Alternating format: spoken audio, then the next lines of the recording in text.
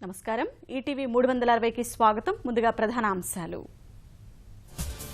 అశ్రు నయనాల మధ్య కూచుబొట్ల అంతిమయాత్ర ప్రముఖుల నివాళి కాసేపట్లో అంత్యక్రియలు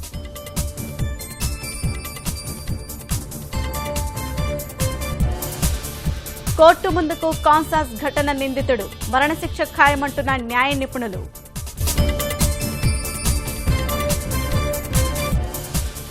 కృష్ణా జిల్లా ముళ్లపాడు వద్ద కల్వర్టులో బస్సు బోల్తా 10 మంది దుర్మరణం 30 మందికి గాయాలు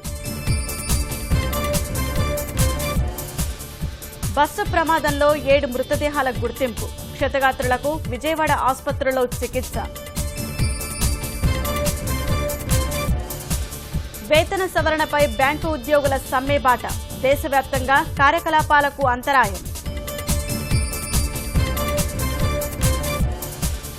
నోట్ల రద్దు నిర్ణయంతో దీర్ఘకాలిక ప్రయోజనాలు వృద్ధి రేటు మెరుగుపడుతుందని ఓఈసీడీ జోస్యం